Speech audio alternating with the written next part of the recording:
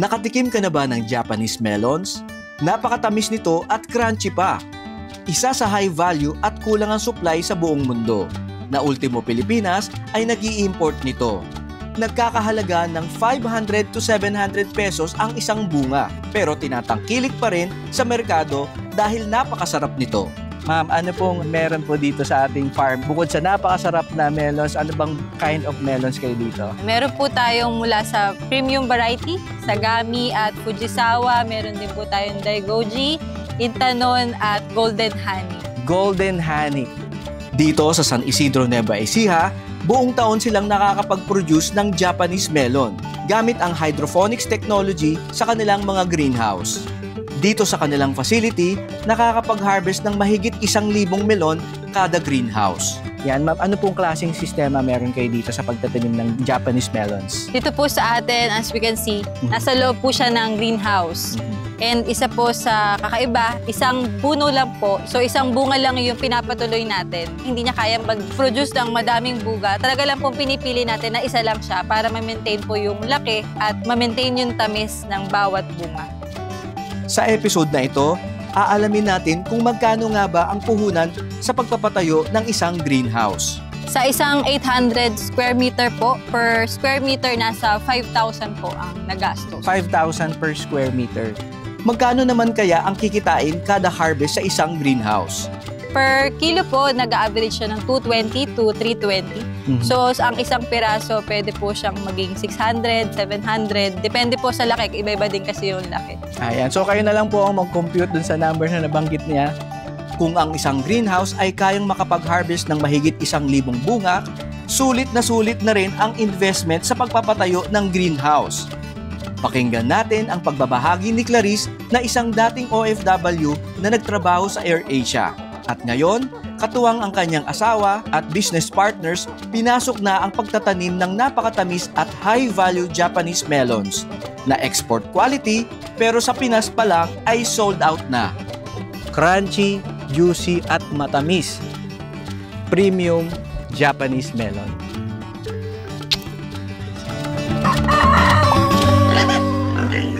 Don't forget to like and subscribe. Welcome back po sa Agri sa Agri. Ngayong episode, napaka-inspiring na naman po ng ating makikilala at maririnig nyo ang kanilang brand story.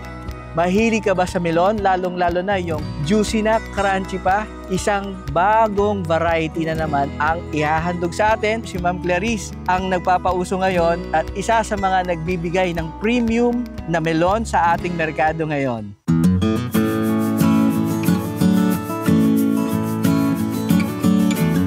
Ako po si Clarice Kong, co-founder at chairman po ng Grovest Greenfield Corporation. Dito po matatagpuan sa Pulo, San Isidro, Nueva Ecija. Dito po sa amin, meron po kaming Japanese melon. Variety po namin ay Golden Honey. Yun po ang pinaka-malutong. Medyo hawig po siya sa honey juice sa labas pero kulay orange po yung loob. Ang pinaka-sweet naman po namin ay Sagami dahil ang Brix level po dito ay 16%.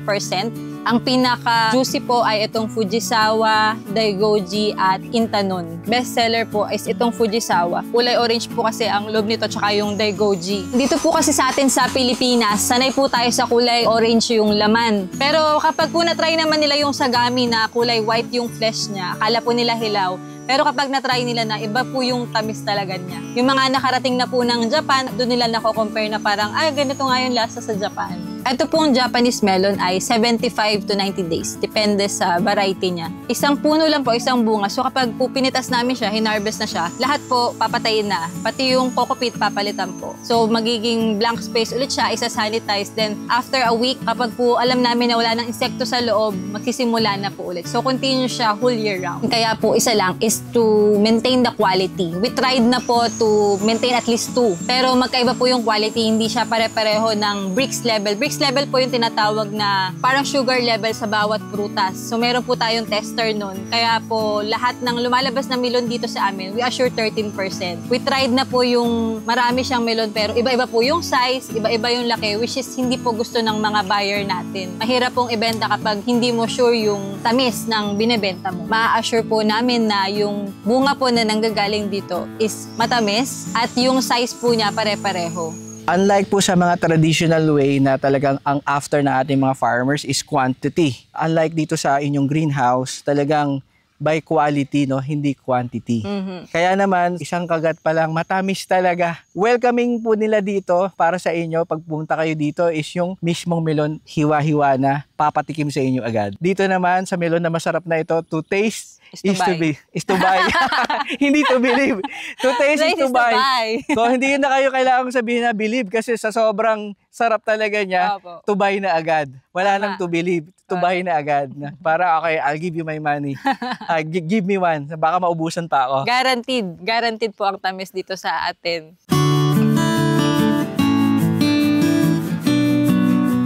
Nagsimula po ito nung hindi pa siya korporasyon. Kami pong mag-asawa nung pandemic ay nakabili po ng mga lupa dito sa Nueva Ecija. And then, nung una po, lahat ito ay puro palayan lang. Kita po namin na kapag hindi nagpapala yung mga tao, wala po silang trabaho. So, nag-isip po kami na magtanim ng iba. Dumaan po kami sa sile, sa papaya. Alam namin mahal magtayo ng greenhouse, pero alam namin may market. Chinek po namin yung market na wala pong ganitong kalaki na nagpo-produce ng melons. So, nakita po namin yun as chance. 2018 po nung kinasal kami. After nung kinasal kami, that time po siya nagkatrabaho actually dito sa Philippines. Isa po siyang Malaysian, while ako po na Pilipino, na-base po naman ako sa Malaysia. Kami po mag-asawa, pareho po kami nagkatrabaho sa airline. Ako po sa payroll, yung asawa ko po sa engineering. So wala po kaming background sa agriculture. Yan, ma'am, ano pong klaseng sistema meron kayo dito sa pagtatanim ng Japanese melons? Dito po sa atin, as we can see, nasa loob po siya ng greenhouse. And isa po sa kakaiba, isang puno lang po. So isang bunga lang yung pinapatuloy natin. Hindi niya kaya mag-produce ng madaming bugat. Talaga lang pong pinipili natin na isa lang siya para ma-maintain po yung laki at ma-maintain yung tamis ng bawat bunga. Ma-assure po natin na yung puno ay ma-maintain niya yung nutrients na kailangan nung nag-iisang bunga. Kasi po ito, inaalisan din natin siya ng extra vines or supang na tinatawag. Kahit po yung pollination is manual para siguradong mapopollinate. We tried na rin po kasi yung stainless bees, pero hindi po niya kaya yung init dito. So yan po lahat manual. Manual din po yung pagpili kung ano yung pinakamagandang bunga. Then once po na may nakita kami na may isang may sakit na puno, dapat po ilabas na yun agad. Dahil din po nasa loob siya ng greenhouse, less po yung pesticide na gamit namin. Actually, ano lang siya, laundry detergents, yung softeners, yun lang po yung kailangan niya. Sasabi po namin na wala pong pesticide residue yung mga melon natin dahil nga po merong certain days na ini-stop na po yung any pesticide kasi po sa supermarkets hindi po nila yung tinatanggap. Very controlled po yung environment. Marami pong advantages talaga. Lalong-lalo na pagdating sa biosecurity, hindi nyo na rin kailangan masyadong gamitan ng mga pesticide, which is, that's what makes the melons premium. Yes. Hindi po natin ginagamitan ng mga very harmful lang, hindi lang sa melon mismo, dun sa kakain. Yes. And sa nagbobomba, sa mga farmers sa po mga natin, farmers napakahalaga niyan.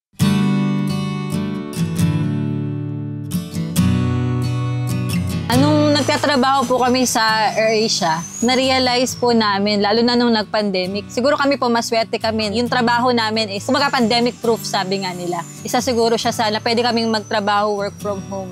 Sobrang timing yung pandemic na nagre-renew ako ng visa na kaya po dito ako na-lockdown. And after that, nagkaanak po kami. 3 na po yung anak namin. Una po namin panganay si Casey, sunod po si Casper, and eto po. Nung R&D po, nagsimula kami sa 2. Dalawang greenhouse po na mas maliit pa siya actually. Pinagpapalit lang namin siya. Naka-6 na tanim po kami. 6 na tanim. Yan. Anong nangyari dun sa mga first Yung batch? una po, syempre Japanese melon, no? Lahat kami, pasok ng pasok doon sa melon.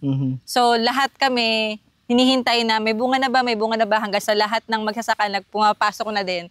Na not knowing, sinasabayan kami ng mga white flies, ng mga insekto. Yun po yung una. Pangalawa, hindi siya lumaki. May problema po sa nabansot siya, yun yung tawag. Susunod po, kasing laki lang siya ng apple, which is... Maliit lang. Hindi.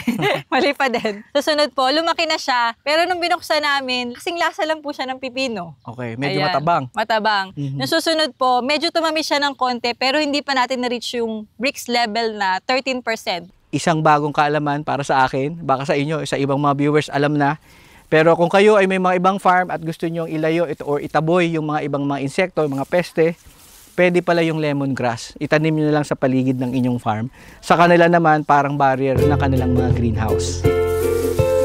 While po nung pandemic, naka-work from home, nung time na yun na hindi pa masyadong hands-on. Kumbaga, napagsasabay ko pa yung farming and yung work from home. Pero dumating na po dun sa point na kailangan ko na talagang tumigil kasi ako po yung nandito sa farm araw-araw. Yung asawa ko po kasi nakatrabaho pa rin siya hanggang ngayon. Dito po sa Growbest Greenfield, meron po kaming 11 hectares. Yung natatayuan po ng greenhouse ay nasa 3 hectares. Yung iba po ay palay. Sa ngayon ma'am, gaano karami na yung greenhouse na nagsimula sa dalawa? Nagsimula po kami sa dalawa. Ngayon po nandito na kami sa ika-15. 15. 15 na po. Ang target po namin within the year is 24. 24. Yan. So sa mga curious natin ng mga viewers, no, magkano po ang naging puhunan sa isang greenhouse ninyo at gaano kalaki ang isang greenhouse? Sa isang 800 square meter po, per square meter nasa 5,000 po ang nagastos. 5,000 per square meter. Kayo na lang po ako mag-compute at yan po ay sabi niya nga ni ma'am kanina off-cam, discounted rate pa yon dahil ang contractor dito is your dad. Daddy ko po. Pipoy! Pipoy Pogi, ayan o. Magkakakasal lang yan. Bagong kasal, mabuhay ang bagong kasal. Shoutout sa misis mo, anong pangalan? Ito po kay Charmaine Puno. Charmaine Puno, nandito po ang inyong asawa. Nag-aalaga ng melon.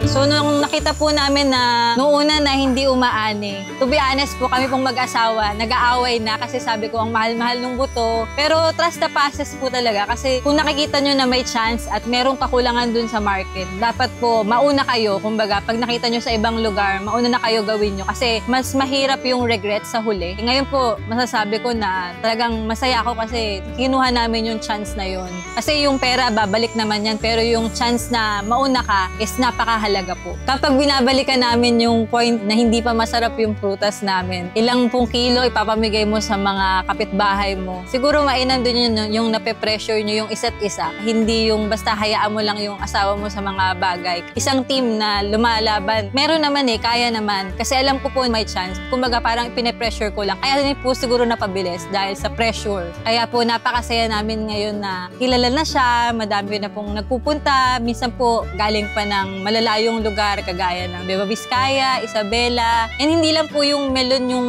pinupuntahan nila, even yung the greenhouse itself. Kasi po, etong greenhouse namin, masasabi ko po is DIY. Hindi naman siya sobrang mamahalin. Yung mga pag-check po namin dito, hindi naman ganun ka-computerized lahat. Mga wires lang po yan, mga cellphone, ganun lang po. Hindi pa siya ganun ka-advanced. Doon po naisip namin na kailangan pa namin ng mga investors. So naghanap po kami ng mga partners para po makatulong sa amin na makapag-invest pa sa mga kailangan naming facility kagaya po ng mga solar power pump, harvester na makakatulong po sa mas malakas na ani. That's where we start talking to people na may nakita kaming idea, maybe you can invest kasi malaki naman po ang puhunan. Ilan naman po ang pwede nating ilaman dito na pananim? 1,300 na puno. So 1,300 na bunga. Na bunga. With a 10% syempre na merong hindi magsasucess. Hindi magsasucess. Yeah. But most likely mga 90%. 90% po success. So at least 1,000 kaya. Kaya, 1,000 kaya. Hindi naman po kailangan na sobrang high-end nung pagiging mga greenhouse natin. Ito pong sa amin, proud to say na DIY po siya. Hindi siya sobrang napakamamahal po nung ginamit namin. Kung ano lang yung meron dyan, kung ano yung pinakamura na effective naman na matagal nating magagamit. Yun po kasi yung isa sa mga hinanap namin na dapat, halimbawa yung UV plastic. Alam naman natin, merong hindi original, dapat sa mga mapagkakatiwalaan natin para sigurado natin na tumatagal siya. Ito pong greenhouse UV plastic namin is nasa 2 years na. And it can last up to 5 years. Okay, matagal-tagal na rin. Matagal.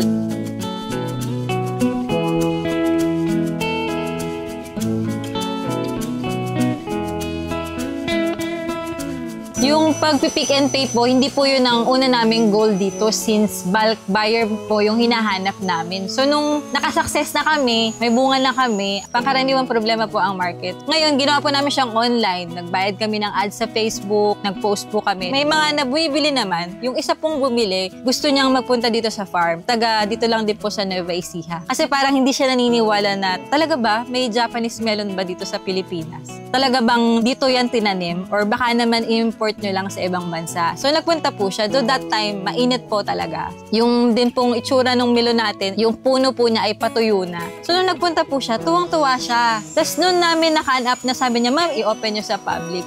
pinaka-biggest achievement po namin, last December, nakapag-sold out po kami ng isang buong greenhouse just by the pick and pay. Kami na po yung walang melon sa mesa nung medianoche. Naubos siya within 1 week. Actually, kulang pa po. Parang may mga nagpupunta pa pero wala na po talaga kaming maibibigay. Sa history ba ng pagmemelon, lalo na sa Japan, meron ba tayong kailangang habulin na record? Yung pinakamatamis ilan ng bricks level? Dito po ang pinakamatamis na level na gusto ng supermarket. Ayaw din kasi nilang super tamis dahil hindi rin bibilin. Baka parang candy na yung kinakain mo, no? Baka parang melon na ice cream na yung kinakain natin. Hanggang 20%. 20%? Pero dito po sa amin, ang pinakamataas na naming nakuha is 18%. Pero malaki po yung difference bawat percentage na itinataas. Yeah. So as long as pasado dun sa minimum requirements, 13% going up. Yeah. So yung 20% talagang sobrang tamis talaga. Sobrang tamis na po siya. Kung makakaisang slice ka na lang, yung 13% kaya mo makaubos na isang prutas. Ang advice po namin sa kanila, halimbawa nag-pick and pay sila dito, no? Kasi pag binili mo siya crunchy. So kung gusto nyo po na mas juicy pa siya, so buksan nyo po after 5 days. It can last po, yung pinakamatagal na alam namin is 1 month. At room temperature or sa loob po na ref, basta hindi po siya magyayelo. At sa ganda ng market at ganda ng presyo ng inyong premium melons na kayang-kayang bawiin. Mabilis lang po ang ROI. Kung ang itatanim niyo po is melon. Yeah, sa isang yung premium greenhouse. melons, yung no? melon. Ayan. So, syempre, dahil premium siya, magkano ang halaga po ng isang melon dito na masarap at crunchy, juicy pa? Per kilo po, nag-average siya ng 220 to 320. So, ang isang piraso, pwede po siyang maging 600, 700. Depende po sa laki. Iba-iba din kasi yung laki. Ayan. So, kayo na lang po ang mag-compute dun sa number na nabanggit niya. So, kung gusto nyo ma-experience, pumunta kayo dito. Kayo na mismo ang pipitas sa inyong papasalubong. Kung hindi naman, is yung kayo yung kakain. Ayan. Diba? Alam ko na agad kung saan ko kukunin.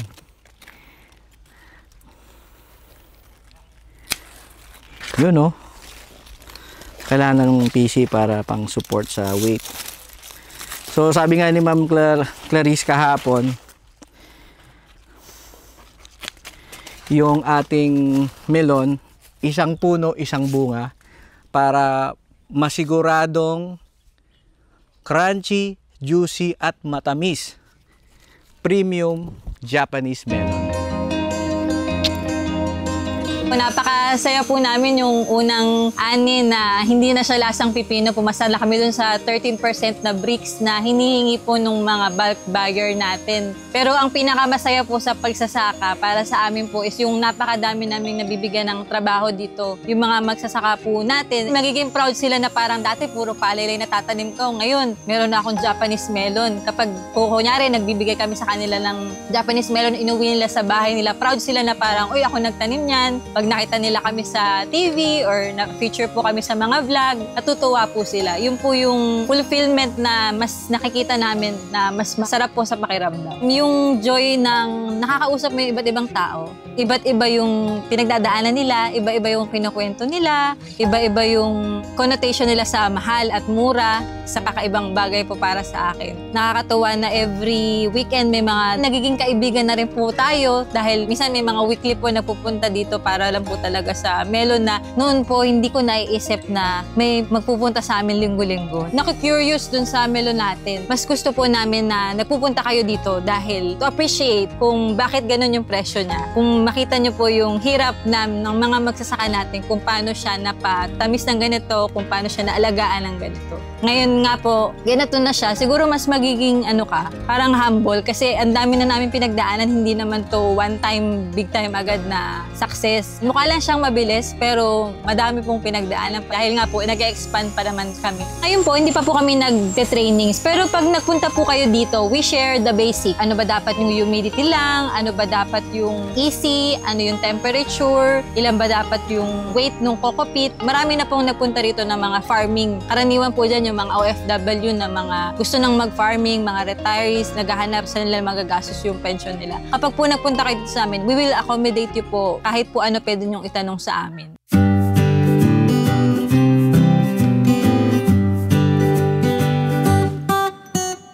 Isa isa sa mga mahahalagang industriya po talaga is yung agriculture. Nung nag-pandemic, yun po yung naisip namin. Na ngayon po, ang ina-apply naman namin dito, nakita namin yung fulfillment kapag employee ka. Since naranasan namin maging employee, kami po yung mismong nagpo-pollinate, kami yung mismong nag-check dun sa plants everyday, pagdidilig. Kahit po ngayon, hands-on pa rin po kami kasi eto na nandito na kami. So dapat talagang i-maintain nyo na po yung pagiging hands-on sa mga tao. Ngayon po nakakapag-train na kami, na nakakapag-supervise, pero 100% po nandito pa din kami. Lalo na sa farming kasi isang mali mo lang, pwedeng maapektuhan yung buong greenhouse. Kaya dapat po hands-on. Alam namin yung pakiramdam, yung pangangailangan ng mga employee din namin. Yun po yung kaibahan na ikaw na yung boss, ikaw na yung nakakapag-adjust. Dito po sa amin, masasabi ko po na nabibigyan po namin sila ng sweldo kada linggo. Meron po kaming statutory, meron po kaming 13-month pay. And kapag po namimit yung quota ng melon, may additional po silang komisyon. Talaga naman pong sila ang naghirap, sila po ang naiinitan dito.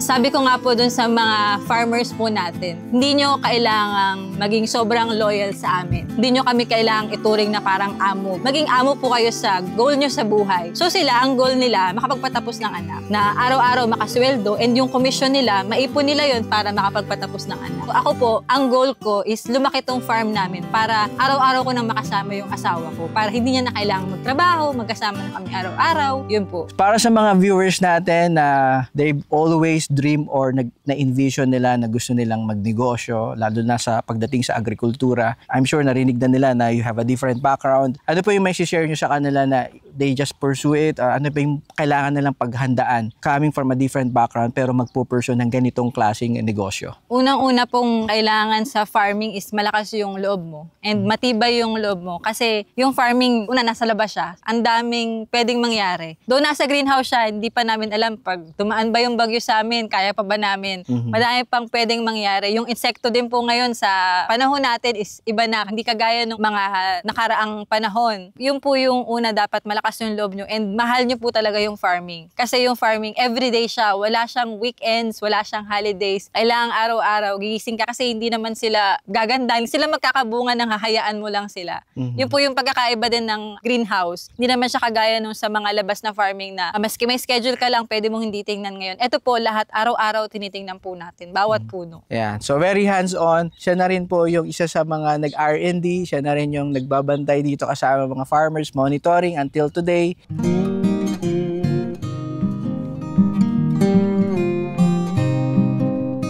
Iba pala yung fulfillment mo kapag nakapagpabunga ka, kapag umaani na. Masasabi ko po na tulong ng mga partners namin, mga seed growers. Right now po, we are talking with some future prospect partners na gusto rin pong mag-start up nitong greenhouse. Kasi po madaming nagtatanong na kung pwedeng i-ship siya internationally. Dahil kung hindi niyo po may tatanong, yung karamihan sa Japanese melon na nandun sa mga supermarkets natin is galing sa ibang bansa. So, malaki po talaga yung demand ng melons. So, nakikita po yun ng iba. Ngayon po, nakikipag-usap kami sa ibang mga into farming na makapagpatayo rin po ng greenhouse sa lugar nila. Sa ngayon po, yung demand dito sa Pilipinas is kulang na kulang pa po. So, hindi pa namin natatarget yung international. Kailangan pa po ng malaking supply talaga kapag po international. Sa mga gustong makatikim, sa mga hindi pa rin naniniwala na matamis ba talaga yung melon, pumunta po kayo dito sa amin sa Barangay Pulo, San Isidro, Nueva Ecija. Unang pagdating nyo po, matitikman nyo po agad yung melon. Hindi nyo po kailangan bumili. Wala po kaming entrance fee. Pagkatapos nyo pong matikman, kayo po mismo ang pipili ng sarili nyong melon.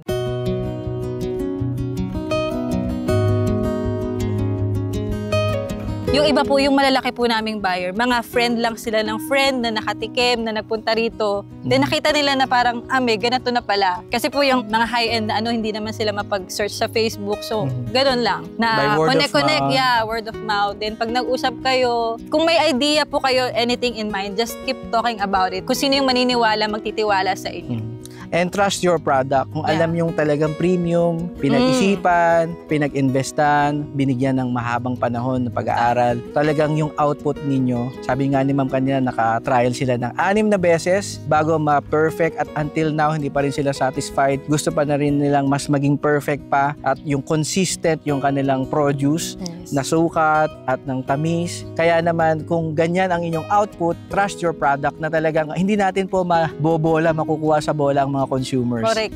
So pag natikman nila, sabi nga ni ma'am, to taste is to believe, to taste is to buy right away.